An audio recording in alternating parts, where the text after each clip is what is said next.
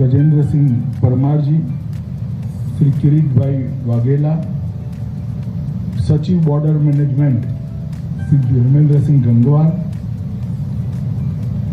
DG BSF श्रीमान Pankaj Kumar ji, additional DG BSF Shri Rama Shastri ji, Gujarat के IG Shri Malik ji और उपस्थित प्यारे जवान भाइयों और बहनों, आप सभी को रामनवमी की बहुत बहुत शुभकामनाएं देना चाहता हूं।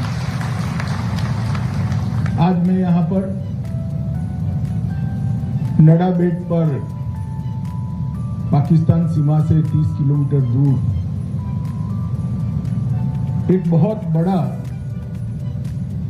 मल्टीपर्पज पर्यटन केंद्र गुजरात सरकार ने हमारे देश के प्रधानमंत्री नरेंद्र मोदी जी की प्रेरणा से बनाया है। इसका फॉर्मल उद्घाटन करने के लिए आया था। वैसे तो यहां यात्रियों का आना जाना लगभग दिसंबर जनवरी माह से चालू है। हर रोज लगभग 10,000 यात्री आते हैं। कुछ दिन वो आंकड़ा 20,000 को भी क्रॉस किया। मित्रों, पर्यटन केंद्र क्यों बनाया गया है उसके बारे में मैं बाद में आपको बात करूंगा। सबसे पहले मैं बीएसएफ के जवानों को, पूरी बीएसएफ की टीम, चाहे बॉर्डर सिक्योरिटी फोर्स में कुछ भी काम करते हैं, वो सभी को पूरे देश की ओर से बहुत बहुत धन्यवाद और आभार जताने के लिए। और इसको एक प्रकार से नाम तो सैनिक सम्मेलन दिया है, मगर ये मेरी दृष्टि से एक आभार सम्मेलन है, क्योंकि मैं जानता हूं कोई भी बॉर्डर गार्डिंग फोर्स हो और विशेषकर बीएसएफ, उसका काम कितना कठिन होता है। मैं गुजरात से हूं, कच्छ और बनासकांठा का रेगिस्तान मैंने देखा है। अभी से ही 42 डिग्री 43 डिग्री गर्मी पहुंच चुकी है। रेत की आंधियां, चिलचिलाती गर्मी, हाड़ को थिजा देने वाले ठंडी, ये सब के बीच में अहर्निश एकाग्रता के साथ जीवन पर्यंत कर्तव्य के मंत्र को साकार करते हुए बीएसएफ के जवान देश की 6385 किलोमीटर लंबी सीमा की सुरक्षा करते हैं। और मैं मानता हूं कि देश के अंदर 6-7 साल से, जब से नरेंद्र मोदी जी प्रधानमंत्री बने, देश को दुनिया में सर्वोच्च स्थान पर पहुंचाने की, हर क्षेत्र के अंदर सर्वोच्च स्थान पर पहुंचाने की एक प्रकार से आयोजनबद्ध तरीके से प्रयास हो रहा है। और वो प्रयास सफल इसलिए होगा कि बॉर्डर गार्डिंग फोर्स के मेरे जवान सीमा पर अभेद सुरक्षा का सुदर्शन चक्र लिए हुए खड़े हैं। आप सीमाओं की सुरक्षा करते हो, इसीलिए सीमा के अंदर विकास संभव हो। और ये सीमा है जहां उत्कृष्ट पराक्रम बीएसएफ और सेना के लोगों ने किया है। जब लड़ाई हुई, नगर पार करके लगभग 1000 वर्ग किलोमीटर के क्षेत्र को पाकिस्तान से छीनकर विजय का तिरंगा फहराने का काम यहां बॉर्डर सिक्योरिटी फोर्स, बहुत लंबे समय तक, जब तक समझौता नहीं हुआ, एडमिनिस्ट्रेशन में भी बीएसएफ लगी रही। और 1965 से बना हुआ है संगठन 25 बटालियनों के साथ 2,65,000 जवानों की नफरी के साथ आज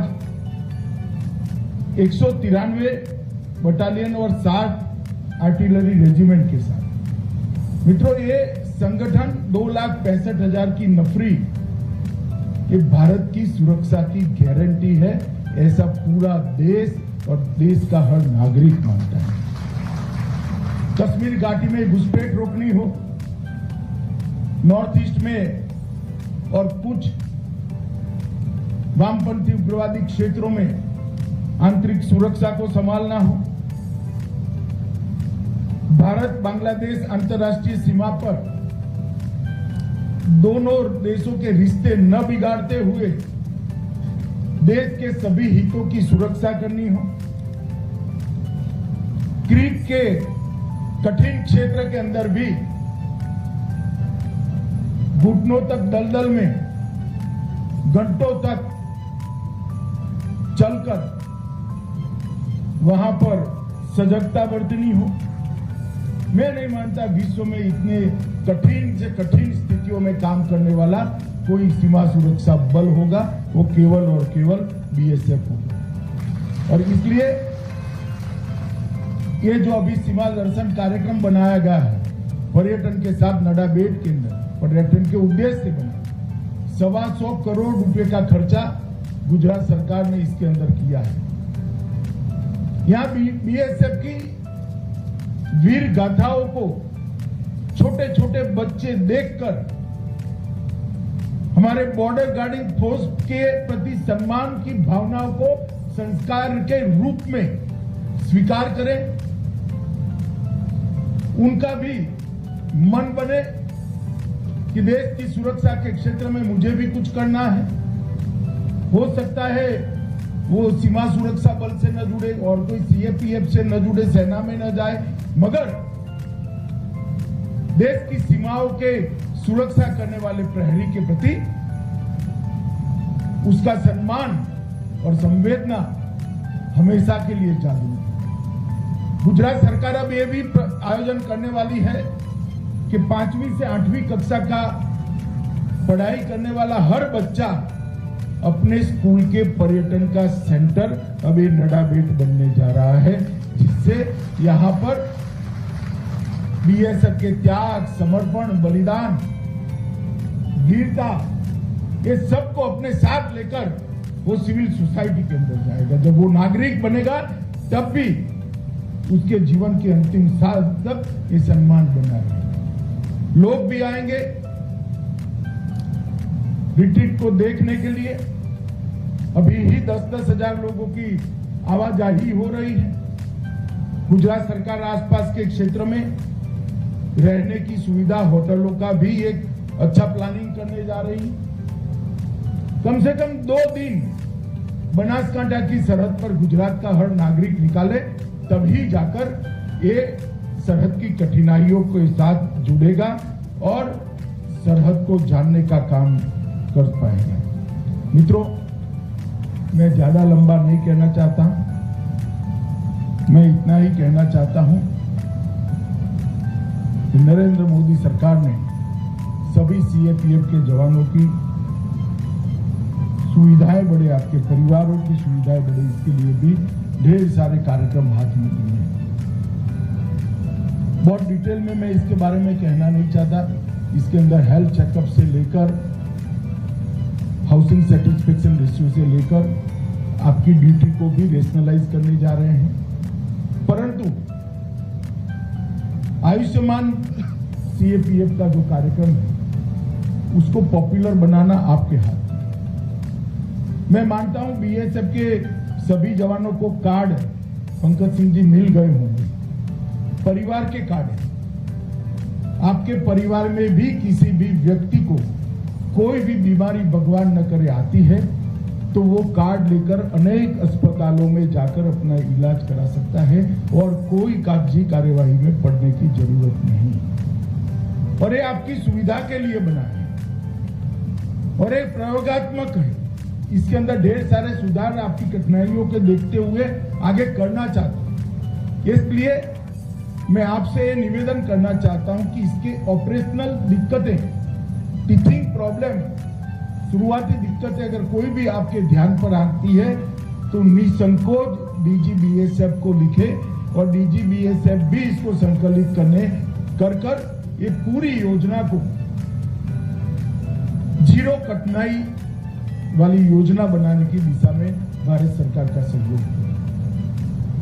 मित्रों, फिर से एक बार पूरे देश की ओर से, प्रधानमंत्री मोदी जी की ओर से और गृह मंत्रालय की ओर से BSF के सभी जवानों के देशभक्ति और कठिन परिस्थिति में कर्तव्य निभाने के जज्बे को मैं सैल्यूट कर मेरी बात को समाप्त करता हूं। आज खाना भी आप लोगों के साथ खाना है तो मुझे भी बहुत आनंद आएगा और आप लोगों को मिलने का मौका दिया, इसलिए DGBSF का भी बहुत बहुत धन्यवाद करना चाहता हूं। वंदे मातरम। स्नेह व सम्मान के लिए बहुत बहुत धन्यवाद महोदय। और अब समय है महानिदेशक सीमा सुरक्षा बल श्री पंकज कुमार सिंह द्वारा समस्त सीमा प्रहरियों की ओर से माननीय मुख्य अतिथि महोदय